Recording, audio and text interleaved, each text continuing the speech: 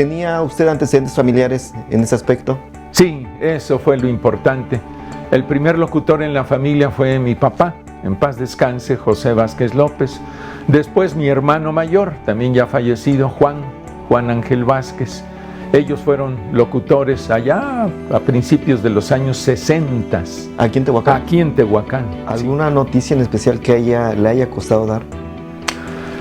Bueno, pues el avisar de la muerte de nuestro primer obispo, Monseñor Rafael Ayala y Ayala.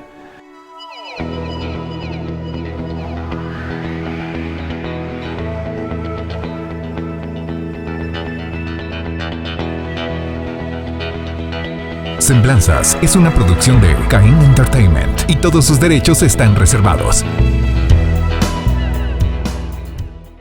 Hola, ¿qué tal? Bienvenidos a Semblanzas, el espacio en donde queremos conocer de fondo aquellas personalidades que han dejado huella en la historia de Tehuacán. Y en esta ocasión nos acompaña prácticamente la voz más conocida de todo el municipio, una institución en la radiodifusión de nuestra ciudad, don Jaime Raúl Vázquez Miranda. Don Jaime, buenos días, bienvenido. ¿Qué tal? Muy buenos días a todos, muy buenos días. ¿Cuántos años ya de experiencia en los medios? Bueno, en la radio, 42 años. 42 sí. años. ¿Y usted nació en Tehuacán o nació en otro lado? No, soy auténtico de aquí de Tehuacán, sí. ¿Y en dónde estudió? ¿Cómo fue su niñez, don Jaime?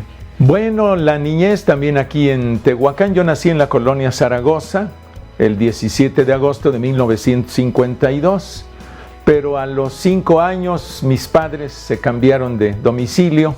Nos pasamos a vivir a la 5 Oriente, aquí adelante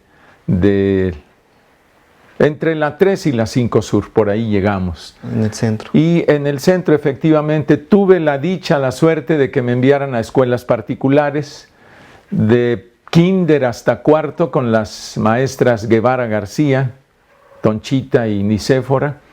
Después, con esfuerzos paternos, pasé al colegio Benavente, terminé quinto y sexto, y como desde los 6, 7 años fui monaguillo, acólito, primero en San Francisco, que todavía no era parroquia, y después cuando ya fue catedral, nos pasamos a catedral, porque Monseñor Pacheco fue el vicario general y nos llevó a los acólitos. Entonces, al terminar sexto, entré al seminario de Tehuacán. Por ahí estudié la secundaria, nos mandó el señor Ayala al Benavente a la secundaria y otras clases en el seminario. Pero pues entré de 12 años todavía, no estaba definida la vocación, así que en el 5º año pues ya renuncié, salí y me retiré del seminario. O sea, la idea de sus papás era seguir este camino. Sí, así es, pero pues desafortunadamente, como entré muy chico, todavía no estaba definida, así que, pero me sirvieron mucho esos 5 años de enseñanza sobre todo y de disciplina. Pero tal vez no era su destino. Sí, lo más seguro es que no. ¿Y qué le gustaba jugar de niño? Bueno, pues siempre el balompié. ¿Sí? Sí, así es. Tuve la dicha de jugar desde la categoría infantil hasta la primera fuerza, claro, aquí en Tehuacán. ¿Qué posición jugaba? Primero portero. En el seminario teníamos un equipo que estaba afiliado a la Liga Tehuacán, portero. Ya cuando salí de ahí estuve en un equipo de jornadas de vida cristiana, Juventus se llamaba, ahí estuve en la portería.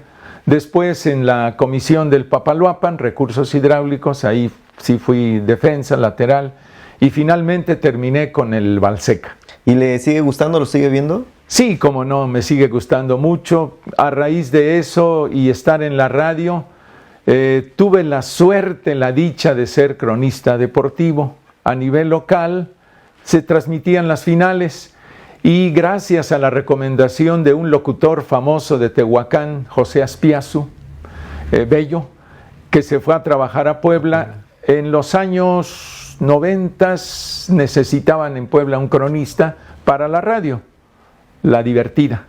Me habló Pepe Aspiazu, me recomendó y tuve la dicha también de participar en Puebla en la radio, con más suerte de transmitir una final, aquella final del Puebla de la Franja contra la UDG. ¿Y la ganó el Puebla? La ganó el Puebla, sí. ¿Y qué emoción, qué sentimientos tenía al estar narrando esa cuestión? Sobre todo porque le gustaba el fútbol. Claro que sí, no, una emoción de veras maravillosa. Y lo que más me favoreció fue que el partido final, que fue ahí en el Estadio Cuauhtémoc, no me tocó narrarlo, sino estar a nivel de cancha, en comentarios breves y al final del partido, las entrevistas, entrar al vestidor y con la sorpresa de que yo entro al vestidor para las entrevistas y me reciben con un cubetazo de agua. Estaban festejando, sí. Pero regresemos, don Jaime, ¿cuándo usted descubre que le gusta este tipo de, en este caso la locución, la crónica? ¿Tenía usted antecedentes familiares en ese aspecto? Sí, eso fue lo importante.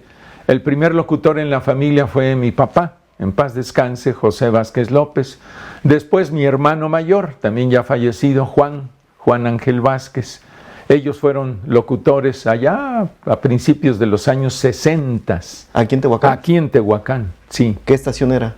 Bueno, mi papá estuvo en XSX y después estuvo en XEGY, cuando estaba en la 3 Norte frente a Librolandia, ahí comenzó. ¿Ahí estaba primero? Ahí estaba la XEGY, sí, Radio Tehuacán, después fue Radio Fiesta y así fue cambiando de identidad. ¿Pero fueron también locutores o eran operadores? No, locutores. Locutores. Tanto Juan como mi papá, locutores, sí. Y una hermana mía mayor empezó trabajando en las oficinas como responsable de la publicidad, pero poco a poco se fue metiendo al micrófono y cuando ya se retiró de las oficinas, la fueron llamando para que fuera transmisora, locutora. La señora Rosalba. Rosalba, Okay. exactamente. Y entonces desde pequeño ya traía la idea, escuchaba, Sí. o su papá le iba enseñando. No, pues yo me fui fijando y fui aprendiendo. Tuve la dicha de, cuando estaba en 5º año en el Colegio Benavente, participar en un concurso de declamación. Ahí comenzó mi gusto por el hablar en público. Con declamación en el Benavente me fue bien. Ahí mismo, al estar en 6º, me invitaron a hacer un personaje en una obra de teatro que se presentó. Entonces todo eso me ayudó mucho a hablar en público, perder el miedo y seguir adelante. ¿Y cómo fue que empezó a hacer sus primeros trabajos en radio? Bueno, en la radio fue en 1978. Trabajaba yo en una oficina de gobierno, se llamaba Comisión del Papaloapan, pero me empezaron a hablar para grabar anuncios. Habían escuchado mi voz en los certámenes de declamación, de oratoria, en algunas ceremonias también como maestro de ceremonias, y así fue como comencé a ir a la radio. Prácticamente. A grabar anuncios nada más. Con publicidad. Sí, exactamente. ¿Y después qué sucedió? Y después se presentó ya la oportunidad de entrar a la radio como suplente, primero como aprendiz del 78 al 80, y en el 80 un locutor, Ponciano Fuentes Hernández, se fue a Puebla de planta a una estación de allá, y don Eloy Cacho, que era el suplente, pasó a ser titular, pues me dieron la suplencia del 78 al 80, y ya en el 80 se retiró otro locutor, Alberto Rocha Pastrana, y me dieron su base. A partir del 80 ya me dieron la base en Radio Popular. Como locutor. Como locutor, sí. ¿Ya estaba en noticias? Todavía no. No, todavía no. ¿Qué programa tenía? ¿Qué hacía en radio? Pues eran diferentes, musicales, de complacencias, románticos, tropicales. Era en aquel entonces Radio Popular, una estación que tenía ritmos musicales de toda índole. No había tanta variedad como ahora. Todavía no había. ¿Y cuántas estaciones había en Tehuacán? En aquel entonces 3, XEGY, XEWJ y XSX.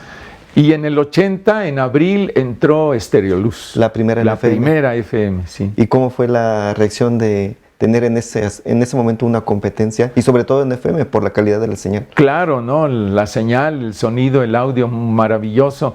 Y como era novedad, pues atrajo. Tuvimos que echarle ganas para que pues no quedáramos atrás. ¿Y cuánto tiempo estuvo en programación, digamos, normal? ¿Y cómo fue iniciando la idea del noticiario? Bueno, la idea del noticiario fue la siguiente, lo transmitía don Eloy Cacho. Se titulaba Panorama Tehuacanero, era de 8 a 9 de la mañana. Pero cuando entró a la presidencia de Tehuacán el ingeniero Marco Antonio Balseca, la CTM Tehuacán propuso a don Eloy Cacho como regidor. Así que él se fue como regidor a ese ayuntamiento de Marco Antonio Balseca y ya no podía transmitir el noticiero. O sea, no podía ser juez y parte. Sí, como debe ser. Entonces el gerente, don Francisco Sánchez Tinoco, me dio la oportunidad de conducir el noticiero allá en 1981. O sea, al año de que entró. Al año de que entré, efectivamente, sí. ¿Y siguió con la misma secuencia del noticiario anterior o ya le dio su... No, pues continuamos con la misma secuencia. Era un Tehuacán más pequeño en habitantes, en territorio. Había un choque una vez por semana, un accidente cada 10 días. Era un Tehuacán más pequeño, había pocas noticias. ¿Y había periódicos? ¿Era la lectura de noticias en periódico? Efectivamente, en periódico no teníamos reporteros, ajá, así que todavía no estaba el internet tampoco. No, sí. Así que nos apoyábamos mucho en La Escoba, en El Cuarto Poder, en el Heraldo de México, Heraldo de Puebla también. Eran los medios de ese entonces. En aquel entonces. Y sobre todo en aquellos primeros años transmitíamos muchas llamadas de ciudadanos, llamadas telefónicas al aire. Había quejas, había protestas, pero había que estar pendientes de que no dijeran mala palabra o alguna ofensa. ¿Ya había en ese entonces también? Sí, como no, comenzaba ya, como se dice, la grilla política. ¿Recuerda alguna que se les haya ido? Pues sí, como no, cuando las campañas políticas era difícil, ¿no? Los blanquiazules ofendían al del tricolor, los del tricolor al blanquiazul, no solo en la ciudad, en las comunidades, en los municipios de la región también. Ya empezaba la guerra mediática. Empezaba la guerra dura, sí. Y entonces, ¿en qué momento ya decide darle forma a su noticiario? Pues conforme fueron transcurriendo los años, ya por el año número 10, don Francisco Sánchez Tinoco ya recibió a periodistas que estudiaron aquí en Tehuacán. Aquí hubo 2 escuelas de periodismo. Una estuvo en la colonia Zaragoza, en la 4 Norte. Por cierto, la fundó y la dirigió quien fue el locutor, Sotero Santiago Ochoa. Y de ahí salieron varias generaciones. Entonces ya comenzó el señor Sánchez Tinoco a dar oportunidad. Primero era su servicio social y ya después se creó la base y ya entonces no estaba yo solo, ya tenía yo apoyo de reporteros. Obviamente yo era el operador locutor y lector de noticias, sí. Y entonces, ¿en qué momento es cuando hay el cambio y llega, por ejemplo, El Mundo de Tehuacán, El Sol de Tehuacán, y es una fuente mayor para dar noticias? Por supuesto, sí, fue un apoyo grande. El Mundo de Tehuacán vino a abarcar más territorio, tenían reporteros locales, en fin, y también nos sirvió mucho de apoyo para transmitir a través de la radio. Pero claro, también durante los noticieros radiofónicos iban llegando visitas a la radio para dar algún aviso. En aquellos primeros años, nuestro gerente Sánchez Tinoco fue muy bondadoso, muy apoyador con mucha gente que a veces quería expresar sus puntos de vista o quejas en la radio y se les permitía pasar al aire. Y cuando la persona que era titular dijo Eloy Cacho, don Eloy, sí. Que fue de regidor. Sí. Cuando termina su iniciación ya no regresó. Pues regresó a la radio, siguió, pero ya no se hizo cargo del noticiero. Ya se lo respetaron. Ya no sé por qué me lo dejó don Francisco Sánchez Tinoco, sí. Y entonces fue en el 90-91 cuando empieza Imágenes de Tehuacán. Imágenes de nuestra ciudad, no, desde el 81. O sea, fue inmediato sí, el cambio. El cambio, dejó de ser Panorama Tehuacanero y se llamó Imágenes de nuestra ciudad. ¿Y usted decide el nombre? No, don Francisco fue quien lo escogió y nos reforzaba mucho con sus grillagramas. Que apenas hacía mención de su cumpleaños número 100, ¿no? Y que seguía Sí, haciendo, ¿no? cómo no. Usted le dedicó una. Sí, efectivamente, apenitas. Y claro, también, además de eso, cada principios de noviembre, el día 2, en que se recuerda a los fieles difuntos, era muy ingenioso para las calaveras, sobre todo dedicadas a políticos, ¿verdad? A personajes de Tehuacán. ¿Y su trabajo en Puebla fue en qué momento? ¿Cuándo fue a hacer la final y otros trabajos? Pues fue por ahí por los años 90, más o menos. Estuve yendo a varios torneos y tuve la dicha de estar en 3 estaciones de radio diferentes. ¿En Puebla? Empecé en Puebla, empecé en La Divertida, donde me tocó la final Puebla UDG. Después me invitaron en otra estación, no recuerdo ahorita la identificación, pero era FM. Ahí comenzó a ir desde el inicio del torneo pues un maestro de los cronistas, Ángel Fernández. Tuve la suerte de alternar con él, sí. Okay. Sí, cómo no. Es una institución. Sí, ya en paz descanse, pero sí, muchos años en televisión y en radio. ¿Y cuál fue el comentario de él hacia usted? Pues siempre fue, no solo para mí, para los que colaborábamos también, los que estaban a nivel de cancha, el que leía la publicidad, siempre nos alabó, nos reconoció, nos echó porras, sí. ¿Y nunca tuvo esa problemática? Suele pasar de que no, pues es el foráneo o el de Tehuacán, ¿no? De una ciudad más pequeña. ¿Tipo de comentarios allá en Puebla? No, afortunadamente ninguno. ¿Su trabajo siempre lo respaldó? Siempre lo respaldaron, sí. Qué bueno. Sí, así es. ¿Y no lo invitaron a quedarse allá en Puebla? Sí, me invitaron a quedarme por ahí en una estación de radio, pero aquí pues ya tenía base, aquí estaba la familia y dije, no, me quedo en mi tierra, en Tehuacán. Sí. Y de ahí entonces imágenes de nuestra ciudad. Continuó, así se ha llamado desde 1981. ¿Y cuáles fueron los cambios? ¿Qué cambios le ha hecho aparte de la información? ¿Qué secciones maneja? Bueno, cuando yo estaba solo, pues todas las secciones, ¿verdad? Policíaca, de primera línea o primera plana, como dicen los periódicos, algunas notas sociales, religiosas también, y ya actualmente pues siguen las mismas secciones, nada más ya dividida entre tres participantes. ¿Cuál ha sido de los momentos que más recuerde? ¿Qué noticias, ya sean trágicas o sean positivas, recuerda?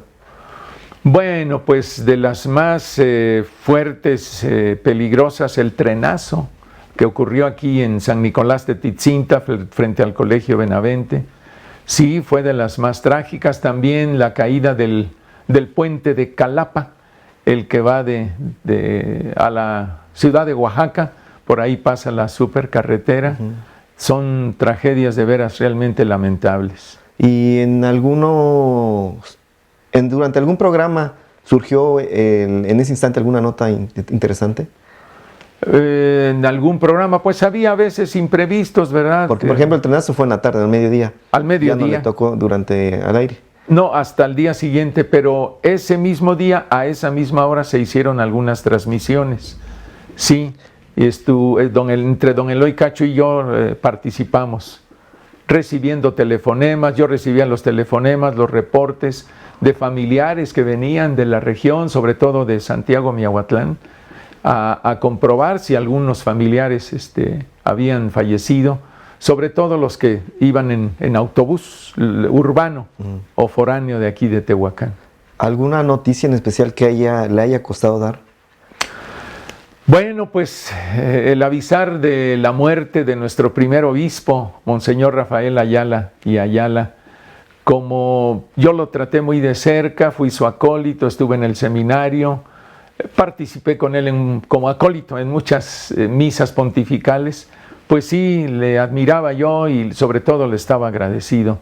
Sí fue de las notas que a mí en lo personal más me lastimaron. Sí. ¿Usted tuvo hijos? ¿Tiene hijos? Sí, tres hijos, 2 varones y una dama. ¿Alguno de ellos siguió su camino? El mayor, pero no de lleno, nada más por gusto, por afición y pues algo le heredé. Él se llama Jaime también, Jaime Vázquez Carrillo, y estuvo en el radio, pero sin cobrar, simplemente como aficionado. Nuestro gerente Sánchez Tinoco le dio la oportunidad de transmitir un programa nada más los domingos por la noche a las 20 horas. Era un programa dedicado a los Beatles, sí. Música de los Beatles, sí. Y se empapó por completo de toda la historia de este grupo musical y por eso es que estuvo en la radio. ¿Y usted, don Jaime, aparte de la radio, tiene algún otro pasatiempo, un hobby? Bueno, pues a raíz de eso, pues han venido el ser cronista de fútbol, maestro de ceremonias, en ceremonias cívicas, culturales, artísticas, y pues actualmente todavía en ceremonias sociales, como son las quinceañeras, o dar el mensaje de brindis en alguna boda. Sí. ¿Cuál fue qué sintió la primera vez que le solicitaron una grabación de estos? ¿O lo vio normal? Pues lo vi normal, afortunadamente. Claro, había que prepararse, ¿no? Sí, para ir primero con mi acordeón. Ajá. A las quinceañeras o a las bodas. ¿No se equivocó alguna vez? Sí, como no, alguna vez me falló, sí. Y pero de ahí afortunadamente no hubo ningún otro error. ¿Y su primer instante al micrófono, cómo fue? ¿Se puso nervioso? ¿Fue todo normal? ¿Todo fluyó? La primera vez frente al micrófono, sí. En mi historia, sí. La primera vez, un poco nervioso, claro, por supuesto, sí. En aquellos años, pues fue en las misas cuando era yo acólito. A veces comenzaban a dar lectura a las epístolas, todavía no los seglares, sino además del sacerdote el acólito, y ahí fue donde empecé un poco nervioso, sí. Pero a raíz de eso y la experiencia ya. Sí, ya fue llegando, gracias a Dios. Ahora, don Jaime, a usted le tocó, como en su momento, el cambio en cuanto al equipo en estación de radio, la digitalización. Antes todos los monstruos de equipo, los sí. Carretes, y ahora ya todo es digital. ¿Cómo vivió usted esa transición? Pues afortunadamente no me costó mucho trabajo. Era un poco más, no complicado lo de antes, las transmisiones de antes, pero sí era de mucha actividad para el locutor, que era locutor operador. Operador y grabador. Y grabador. Las melodías venían en discos de acetato, 45 revoluciones, 33, 78. Las radionovelas venían en cinta de grabación de carrete, como le decíamos nosotros. La publicidad en cartuchos o cassettes, y había que meter uno, clic, se acaba el otro, clic. Era mucho movimiento, y si nos fallaba, pues a veces la cinta de grabación se enredaba, había que quitarlo y meter otro, sí, para que no hubiera pausa. Sí, como no, sí nos tocó todo eso. Y ya ahora práctico con la computadora, sí, la mezcladora, y ya con eso se hace todo. Ya con eso todo se hace. Y ahora más los teléfonos, ¿no? Sí, exactamente. Entonces, los celulares. Está igual, a usted le tocó vivir ese cambio igual en los medios de comunicación, como los periódicos prácticamente ya desaparecieron, los periódicos impresos. Así es. Todavía leí los periódicos y actualmente pues ya todo viene en internet o en el celular, se conecta uno y ahí están las noticias también. ¿Usted llegaba antes a su oficina, checaba los periódicos, las notas, o era prácticamente llegar y leerlos? Pues a veces, cuando el periódico llegaba temprano, siempre llegaba a 5:30 de la mañana para que los voceadores salieran, yo pasaba a recogerlo y me daba tiempo de escoger noticias, pero a veces llegaba tarde, entonces lo adquiría yo aquí en el centro, me lo traían y entonces sí, de plano sobre la marcha ir escogiendo noticias y leyéndolas. ¿El noticiario siempre ha durado 2 horas? No, originalmente 1 hora, por lo menos 15 años dilató 1 hora. Y después ya, con el crecimiento que tuvo la ciudad, aumentaron las noticias, los reportes. En los primeros años le llamábamos telefónicamente a Cruz Roja. En aquel entonces, don Agustín Ávila era el jefe, el comandante de los socorristas, fotógrafo también. Y tenía anotados los reportes de los servicios de de paramédicos, de ambulancias.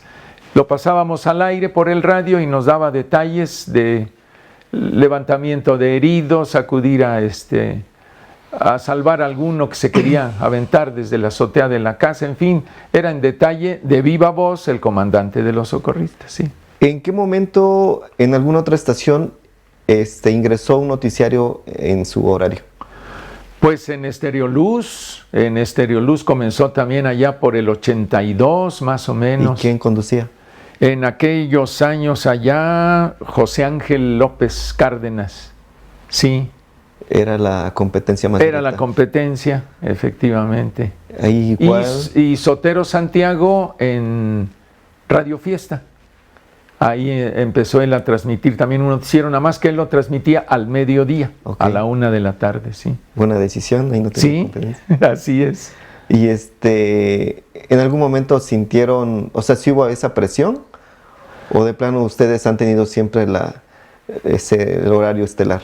Pues afortunadamente sí, guardo por ahí una encuesta que hizo una compañía de publicidad y sí nos colocó en aquel entonces a Radio Popular en la cima de mayores radioescuchas que nos sintonizaban. Sobre todo, pues yo le di mucha atención a la gente de la región, de los pueblos y municipios y inspectorías, juntas auxiliares en cuanto a noticias de... Entonces, por ello también nos oían un poquito más en la región también. Sí, algo hemos notado que igual les han respetado la línea de su programa, aún así cuando la empresa ahora es manejada dentro de grupos nacionales, ¿no? Sí. Siempre la línea de su noticiario se ha respetado. Se ha mantenido afortunadamente, sí. Sí, está EXA hoy, antes Radio Popular, está dentro de una organización nacional de estaciones de radio. De allá también envían a veces avisos, identificaciones, en fin. Pero sí, nos han respetado cómo transmitimos el noticiero. ¿Usted, independientemente de su horario matutino para el noticiario, regresa en la tarde tiene más horas? No, la tuve durante 40 años. Ajá. Tenía yo 2 turnos en la mañana y en la tarde, pero me jubilé, ya estoy jubilado. Afortunadamente los patrones me dieron la oportunidad de seguir nada más en el noticiero y ya no operando y leyendo, sino únicamente lectura de noticias. Ahora sí. Sí, ahora sí. Puro talento. Nada más. Y ¿en qué momento, bueno, cómo vivió usted que sí fue especial la situación de la pandemia? Pues me tocó, lamentablemente, sí, me tocó y tuve que ausentarme por lo menos unas 8 días, 10 días de no ir a la radio. Cuando ya me sentí bien para continuar, pregunté si podía seguir. El gerente, el concesionario me dijo que sí, pero pues estaba en cuarentena, encerradito en casa. Empezaron con transmisiones por teléfono, ¿no? Por teléfono e inclusive me llevaron ahí a la casa de ustedes un equipo, pusieron una antena, en fin, para que desde ahí transmitiera yo, alternando con los que estaban aquí en la cabina. Ajá, en ese momento ya ingresó Lalo Cedeño y Servando para apoyar. Efectivamente, sí, ya fuimos 3. Y también tuvo una pérdida sensible durante esa situación. Pues sí, como no, de la familia, mi primera esposa falleció precisamente de esa pandemia y de mis hijos, pues los 3 fueron afectados, pero afortunadamente se recuperaron. ¿Y usted sí se vio muy grave? No tanto, la verdad no fue en extremo súper grave, pero sí con las molestias y sensaciones de enfermedad de esa pandemia. ¿Y cómo fue pues el momento, la decisión, una vez que falleció su esposa, le movió todo? Pues sí, cómo no, pero afortunadamente de la radio me hicieron el llamado de continuar y pues esa fue una distracción tremenda, ¿verdad? No solamente transmitir las noticias, sino buscarlas, prepararlas y poco a poquito comenzaron también a llegar las contrataciones para algún evento social, cultural o deportivo. Digamos que fue un parteaguas, de ahí hubo un cambio importante. Sí, definitivamente, es un cambio tremendamente importante. Tanto en lo personal como en lo laboral. En las dos acciones, en las dos, sí. Y ya no lo hemos visto en su Caribe, ¿todavía la tiene? No, se la llevaron sin permiso. Ah, caray. Sí. Porque sí, también era como un ícono verlo llegar en el centro, ver en el centro su Caribe estacionada. Así es. Se la llevaron en aquellos años en que se llevaron muchos vehículos, inclusive a mi compañero de la radio, que es el ingeniero de audio, igualmente se llevaron su coche. Y sí, era un carro que incluso le querían comprar en algunas ocasiones. En algunas ocasiones sí me preguntaron, y con ello pues me identificaban, ¿verdad? Cuando llegaba yo a algún evento social o cultural, ya sabían que por ahí estaba yo. Sí.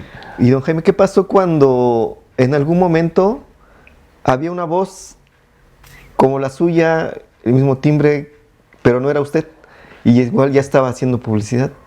Sí, no sé si siga, pero se trata de un joven de Chilac, origen de Chilac. Él hacía allá en Chilac publicidad comercial para negocios de allá. Y después ya empezó la transmisión a través del celular, a través de ondas, y se metió también a transmitir haciendo mi voz. ¿Cómo le hacía? ¿Quién sabe? Pero le salía igualita. Igualita, sí, así es. ¿Y cómo supieron, qué hicieron para identificarlo? ¿Cómo encontraron con él? Pues cuando ya se dieron... ¿En qué momento se dieron cuenta? Ahí esto yo no lo grabé. Sí, pues obviamente al escucharlo, algunas gentes a mí me reportaban, oye, ¿grabaste tú este anuncio? No, la verdad no. Entonces comencé a hacer aclaraciones en el mismo noticiero, sobre todo, y pues diciendo que la voz mía únicamente estaba en la radio y en algunas unidades de publicidad que recorrían las calles, ¿no? Porque sí, es evidente que su voz está en muchos lugares, desde luego hasta en el que vende tamales o también, sí, elotes, o sea, sí, ¿no? Así su voz es. Ya estaba, entonces, igual en alguna ocasión nos grabó spots para la administración de la señora Ernestina, me parece. Sí, cómo no. Y pues su voz estaba en todos lados. Sí, gracias a Dios, pues fui requerido, ¿verdad? De lo cual me siento muy agradecido, la confianza que me tuvieron. Y pues eso también forma parte de la experiencia, de la formación. Regresando ya, ¿usted tuvo contacto con este joven que hacía su voz? Sí, lo conocí, cómo no. ¿Y qué le dijo? Pues nada más se reía y me cotorreaba, sí, así es. Pero digamos terminaron en buenos... Sí, sin ningún problema. ¿Y ya no lo sigue haciendo? Creo que ya no, parece que ya no. Inclusive en una ocasión en que fui con mi esposa a un evento allá en San Gabriel, Chilac, ahí lo saludé. Sí. Pero ya quedó la experiencia. Quedó la experiencia. Y don Jaime, ya que tocamos el tema político, usted ha sido, en 2 ocasiones que yo sepa, ha estado en la planilla de la administración como suplente del presidente municipal. Así es, en 2 ocasiones. Pues como el sindicato de locutores, el sindicato de trabajadores de la radio está afiliado a la CTM, aquí en Tehuacán en aquellos años había una organización setemista bien ordenada, me propuso don Felipe Valderrama, que era el líder de la CTM en Tehuacán, cuando fue presidente Mundo Lado Sanz, me puso de suplente, anduve por ahí en la campaña, pues empezaba yo apenas a participar en eventos políticos, ganó, estuvo 2 años, lo renunciaron al segundo, me tocaba a mí, pero en aquel entonces estaba de gobernador Mariano Piña Olaya, entonces pues él tenía mucha relación con otros tehuacaneros, yo todavía no era adulto mayor, entonces me avisaron del gobierno de Puebla, le avisaron a la CTM Tehuacán que ya el gobernador tenía un suplente de Mundo Lado, que yo lo único que tenía que hacer es ir allá a firmar que no aceptaba y listo. Y así lo hice. O sea, entonces, ni siquiera le preguntaron, se le dijeron, ven y firma esto. Nada más. ¿Pero sí usted tenía esa intención? Sí, de no aceptar, de no participar. No, me sentía yo todavía inexperto. Sí, dije no. Pero fue a través de la CTM que usted... A través de la CTM, sí. ¿Y en la segunda ocasión? En la segunda ocasión ya fue la invitación directa de Ernestina Fernández, que por cierto es ahijada mía. ¿Ah, sí? Sí, como no, de cuando egresó de primaria y de su carrera comercial. Sí. O sea, ya usted la conocía. Ya nos conocíamos. Y con don Álvaro Alatriste pues también hubo mucho trato en el aspecto comercial y después familiar. Sí. Ella me hizo el favor de invitar, acepté ser su suplente. Colaboré con ella muy poco en su campaña, ¿verdad? Por la misma actividad del radio, pero pues finalmente ganó, afortunadamente terminó el ciclo completo. Ya fueron 5 años. Y fue, sí, bueno, exacto, casi 5 años. Casi 5. Y no tuve que entrar. ¿Y si hubiera dado el caso, hubiera entrado? Pues yo creo que no, tampoco. Sí, no me sentía yo capaz, pero sobre todo es una presión muy fuerte, ¿verdad? En el aspecto emocional, en el aspecto intelectual, sí. ¿Y si usted no hubiese sido locutor, qué le hubiese gustado ser? Pues quería yo ser sacerdote. Sí, lo hubiera hecho. Efectivamente, sí. Pero no se logró. No en esta ocasión. No en esta ocasión, así es. ¿Y qué hasta cuándo? Usted dice, si fuera por usted, ya pudiera no ir al radio. Lo sigue haciendo por gusto. Sí, por gusto sobre todo y por la oportunidad que nos dan los concesionarios, ¿no?, de la estación de radio y también el apoyo de los dos que participan conmigo. Son muy amigables, muy apoyan en cualquier detalle, nos corregimos entre los tres y nos vamos guiando. ¿Y hasta cuándo piensa usted seguir trabajando? Pues no lo sé, todavía no decidimos mi esposa y yo, todavía parece que todavía hay voz hasta que el patrón nos diga o pues también nosotros podemos decidir cuándo, ¿verdad? Sí, ya tocando el tema, ¿se volvió a casar? Sí. ¿Y qué tal el nuevo matrimonio? No, pues maravilloso. Mi actual esposa, Virginia Macías López, nos conocimos desde la niñez, ¿Ah, sí? Cuando íbamos a la primaria, sí. En sexto de primaria nos conocimos. Ella estudió su último año de primaria en la escuela de las maestras Guevara. Ahí nos conocimos. Ya no estaba yo ahí, pero iba yo con cierta frecuencia. Ahí nos flechamos. Entonces, ¿desde ese entonces se flecharon? Desde ese entonces, pero éramos infantes todavía, ¿verdad? Y luego yo entré al seminario, pues obviamente no hubo ninguna relación. Vine muchas veces aquí a su casa de la familia Macías, aquí en esta 5 Poniente, cuando era la temporada de posadas. Sí, así es, cantábamos unos adentro de la casa, otros afuera, y ahí hubo la relación, jugamos todavía, pero ya al entrar al seminario, pues ya se terminó la relación. ¿Y en qué momento se vuelven a encontrar o seguían en contacto? Pues ya en estos últimos años hubo contacto vía telefónica. Ella fue a la estación de radio cuando yo estaba para las esquelas, cuando murió su mamá, murió su papá.